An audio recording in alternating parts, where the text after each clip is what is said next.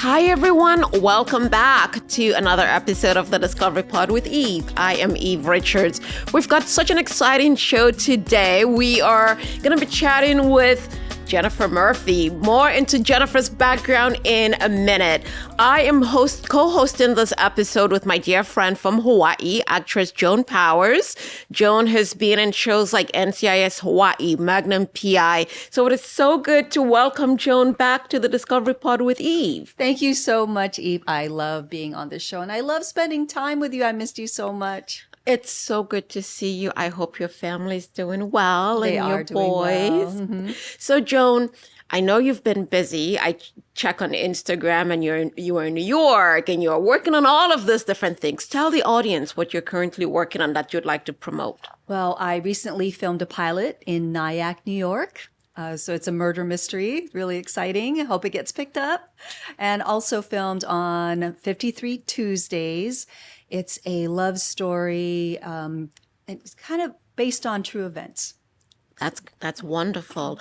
I am so excited about today's episode because I actually met Jennifer last year when she had her movie premiere for I Want to Be Neenja. Neenja. It was so amazing to meet her. And of course, she loves pink, just like me. So we bond. And I saw Jennifer last month. I don't remember, but we were at an event together. So Joan, please go ahead and introduce Jennifer Murphy. Jennifer is an entrepreneur, recording artist, and media personality, passionate about empowering women and creating viral impact through entertainment. A former Miss Oregon, USA, and The Apprentice finalist, Jennifer founded GoGirl Worldwide, a global platform combining business, beauty, music, and empowerment. Wow. Her viral song, I Want to Be Neenja, has reached over 1 billion views. Wow, that's fantastic. And inspired a feature film that she wrote, directed, and starred in. That is really hard. Jennifer continues to grow her brand through original content, public speaking, media ventures, and inspiring events. Welcome, Jennifer, to our podcast. Thank you both so much for having me. I'm so excited to be here. I mean, I love to wear pink, but I wanted to extra pink bling it out. Yeah. For Eve. Oh my goodness, Fantastic. Jennifer, you look amazing. You look amazing. So Jennifer, your career has been marked by bold pivots from pageants and network television to viral phenomenon, which John just talked about, and now film production. Was there a moment when you realized you were no longer just part of a story, but rewriting your own story? That's a great question. It's interesting. You do get to a point in life where sometimes you go, wait a second, I'm the author of my own story. I can choose what my next chapter is going to be. And I was kind of the author of my story for a while. And then things happened to me and certain chapters happened and I was up and I was down and I was broke and broken. I had to get back up on my feet and start over. And that's when I started GoGirl Worldwide. I thought if I could feel so low, even though I've had so many wonderful experiences, what about the girls out there that never really had the chance, or the women that go through something, or the men? And so that's part of why I started GoGirl Worldwide. So I started GoGirl Worldwide, the seminar, empowerment movement, pink carpet parties, entertainment, songs, everything to empower girls and women. But my journey was not over. I thought I've arrived, but no, I still had to go through ups and downs. And so at one point though, I finally realized, you know what? Part of the journey is the experience. And it's okay to embrace when you're going through a downtime and to go, okay, what can I learn from this? And now how do I want to apply this to my next chapter? That's so I feel amazing. really thankful for the journey. But yeah, I definitely, at this point in my life, I feel more, I used to ride my pony every day when I was a teenager. She'd buck me off. I'd always get back on. I'd say, May, no buck. I'd go flying, but I'd get back on. And so that's where I'm like, you know what? I'm just always going to get back on the saddle. That's fantastic. What a great story. I Seriously. love that so much. Your GoGirl Worldwide Foundation. What is a project that you're most proud of? I would say and I want to say for anybody, any young woman or any woman of any age watching this, or the Go guys out there, I'm most proud of when I decided to put on my first event in 2008. I did not know what I was doing, but I did it anyway. Wow. And I set a date on the calendar. I don't remember what the date was. It was like December 8th or something. And then I had about a month and a half to plan. And I'm like, okay, I've locked in a date and now I'm stuck. I got to do this. I got to figure it out. And I lined up speakers, entertainers. I got sponsors on board. I went and I filmed with different female entrepreneurs, health and wellness experts, and put on this event. And even though it wasn't perfect, looking back, I did it. Like, I actually pulled it off. I did it. And there were so many people in the audience, teenagers and women and, seniors, and all of the emails and messages I got back then. I think this was maybe before smartphones. It was like right on the brink. Yeah. We had Blackberries. Yeah, I remember we those. Still had some beepers back then. But I was getting these emails saying, this changed my life. I got out of this bad work relationship. I started a new career. I got out of the toxic relationship. And for me, I think just doing it. That's fantastic. So just do it. Just go, girl, So when I Want to Be Neenja exploded beyond 1 billion views, did it feel like a breakthrough, a risk, or both? That was also a journey. When it first launched, it was in the height of cancel culture. And so I was targeted as a white, racist, by just a small amount. But all it takes is those few percentages to say, you're this, you're that. And these headlines came out. And so I was actually attacked, and I lost some of my businesses and relationships with brands. And it sucked. Like, I was like, how am I going to pay my bills? I'm GoGirl Worldwide. I have my magazine. I feature women all over the world. What a beautiful magazine. I love women from every country. And I'm trying to be a ninja, and the joke is on me, thinking part of becoming a ninja is to sound like an ancient ninja from China. And so, and the people that didn't know I'm coming from a comedic standpoint, they just wanted to hate on me. And so for a while it did suck. I went back to Oregon, where I always go back. My family's there. I'm second of 12 kids. Wow. And my siblings and we went rafting on the river. And I was praying that day. I'm like, God, what am I supposed to do now that I've been titled this? Wow. And I lost my raft. I didn't have a life jacket on. Everybody, what is happening? Everybody's up around the river bend. This is in Rogue River, where I grew up. And I'm in the river, like in September, crazy rapids raging, going over the rocks. And every time I'm seeing the rocks coming, I'm like, please, no, I don't want to die. And so I thought, you know what? I need to loosen up, put my feet in front of me, and just be limber and go with the flow. Wow. And I said, please, God, it's not my time to die. I have so much more I want to do. And this was about, I would say, 6 years ago. And about, still crazy to think about it, half hour, I'm almost, dead, freezing cold. My sisters, they see me coming. They're at the Gold Hill Bridge, and they come out with their raft, and they pull me on, and they bring me onto shore. And we walk up the rocky steps. And my sister, Juliana, she goes, I don't know if I can say this on your show. She pulls out a little joint. I don't usually smoke weed, but she says, smoke this. Now tell me, what did the rocks whisper to you as you Wow. praised over them? Oh my gosh.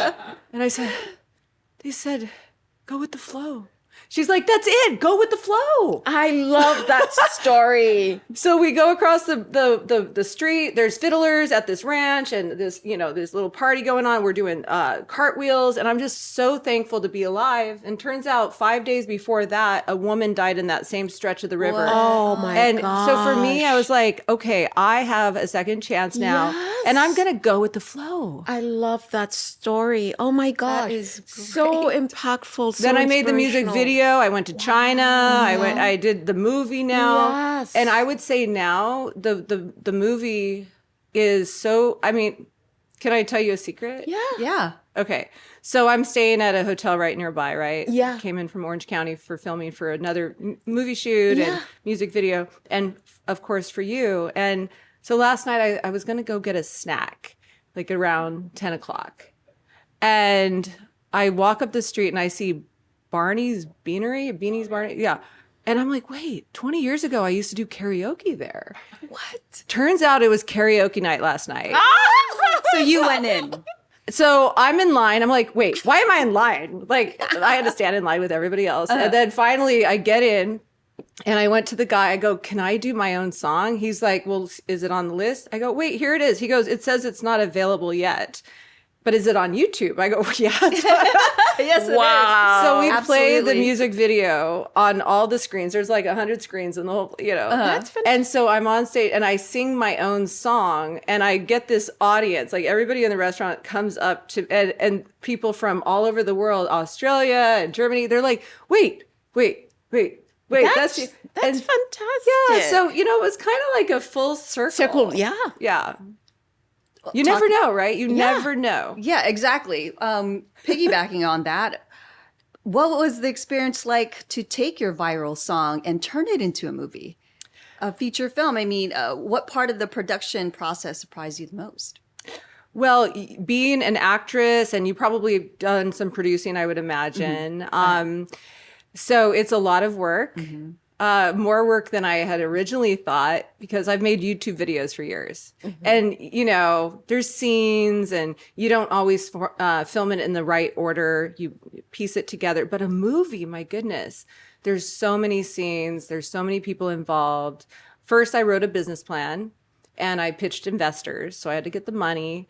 And then that was a whole step in itself. And then casting the right person to play the villain. I wanted a really cute, funny guy so that it was like kind of silly that the villain was so kind of likable. And because in the end of the movie, we become friends. So he had to be like likable enough.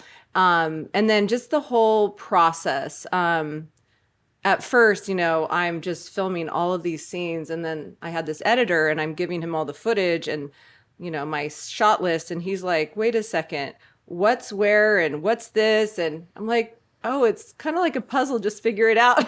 He's like, no, you need to do this. So I had to learn how to become an actual movie producer. Wow. And that was challenging, but really fun.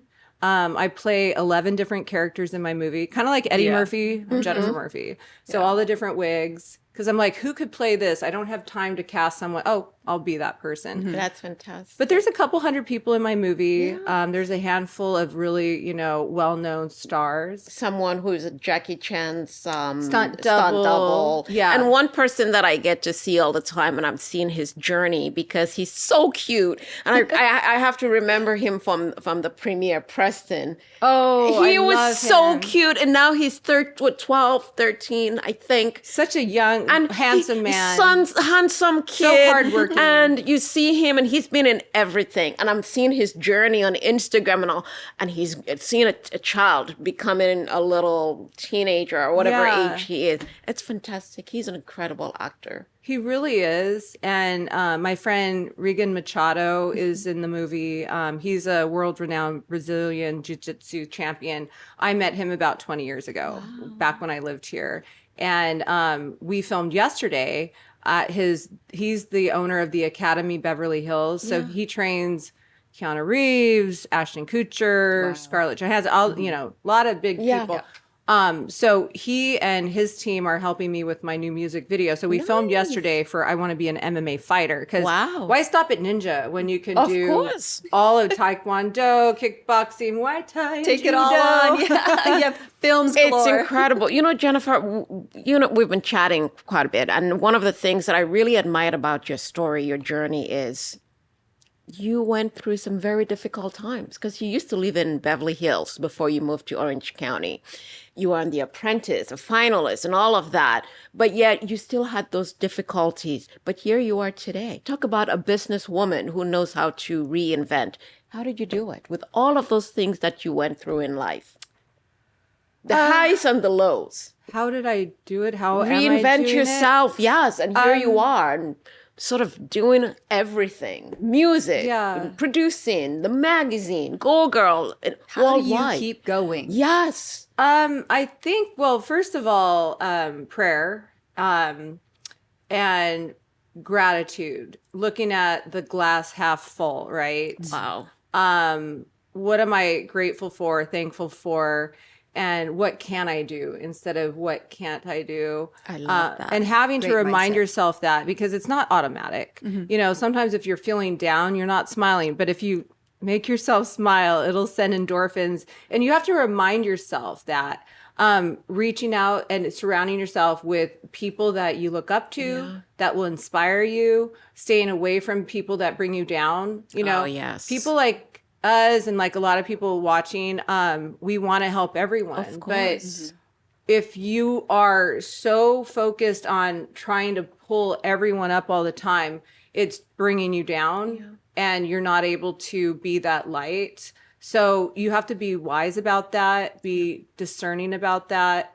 I recently, my brother Scott passed away I'm I'm so sorry. sorry to hear. at age 35. Oh, no. And it was very sad. I'm so wow. And, you know, I think about him every day. yeah.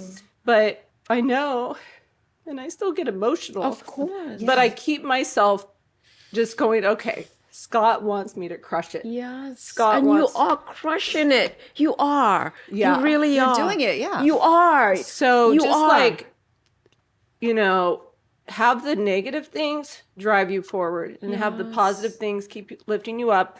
And if you need somebody to, you know, cheer you up, reach out, you know. Sometimes we're afraid to ask for help, but people that are doing well in life, they like to help other people. So give them that opportunity. You know what, Jennifer? I got to say this. You are such an inspiration to so many people. You've lived so many different lives. And I like the vulnerability because, you know, people see you and they think, oh, here she is. She's beautiful. She was on The Apprentice. But you're just a normal person who goes through Yeah, real life. And real life. yeah. Yes. And losing a brother. I'm sure he's up there in heaven. He's very proud of you, Jennifer. I know. Absolutely. He is. Thank you. Yeah. Well, I know, you know, you're losing your dad was a big part of your inspiration for everything that you do. For the podcast specifically, because Really? I didn't get to see him before he died, but when she came from Hawaii, she was here and she stayed with me. It was a very difficult time. And I'm still dealing with that today. Difficult for me to be alone, even though I always leave alone. But I'm sure he's up there, Cheers like your to brother. your dad. Yeah, cheers to my brother. cheers. Oh, I love Cheers her blingy and cup. to Joan's mom as well, who's Cheers in to heaven. your mom, and cheers to everybody out there watching. And Roger's who mom and dad. has, you know, so they're all angels now, and we need their wings to keep lifting us up. Of course. Yeah. Let's talk about another subject. If I could ask you about when you won the Miss Oregon pageant in 2003. Wow. And you continued to compete in the Miss USA pageant. Can you share your journey into the pageant world, starting with what motivated you to enter? Wow. That's a good question. Yeah, that's so I was, oh gosh, I think I was like 17, 16 when maybe, yeah, something like that, when my mom's housekeeper, even though she had all these kids, she had an army of people to clean the house, she still wanted this woman to come in and deep clean. So we have to clean the house before the housekeeper comes because I can't have her look, you know, seeing it like this. It's like, wait, where, you know, so it was cute. So the housekeeper came, but she brought her daughter this one time, and her daughter was around my age. And the daughter, I said, what do you do? And she's like, well, I'm getting ready to compete in Miss Josephine County. And I said, tell me about that. And she's like, well, you got to do a talent, and then you do the evening gown. There's a swimsuit, an interview. I said, Mom, please, can I please do it? She's like, no, you're not going to be on stage in a swimsuit. And I'm like, Mom, please, because I was an entertainer from a young age. Just, it was in my blood. Mm-hmm. And I thought it sounded so fun. Finally, I convinced my parents. I'm like, I'll wear a one piece, Wow. So I compete last minute. I didn't have time to prep. And I won. And I'm like, oh my gosh. Of course you won. I'm Miss Josephine County. Wow. And, the next morning, my dad, he comes in, get out of bed, Miss Josephine County, come sweep the floor. He would, they just were silly about it. But I was so proud. And so now I'm determined. I'm going to become Miss Oregon. Mm-hmm. And I was in youth group at the time at the church. And this woman, Patricia Linus, she had been former Miss Oregon, and she became Miss America. Wow. And I looked up to her when she spoke at our event. I was like, I want to be like her. She had the suit on. She had a little briefcase. And so I ended up hiring her. Her mom went to our same church. And so I got her number. So I said, would you train me? So I would pay her $7 an hour. This is like years ago. $7. Wow. And I would write her a little check, if it was two hours, it'd be $14 check. And she would teach me. She would, train me on the way to walk and cross your legs. And then also with singing, she was an amazing singer and choreography. And so she helped me prepare for Miss Oregon. This was with Miss America. I get there, I didn't even make top 10. So I'm just devastated. I'm like, oh my goodness, like, what have I done wrong? But I'm up against people that have been training since they were kids, like opera singers. And here I'm just like the new kid on the block. Mm-hmm.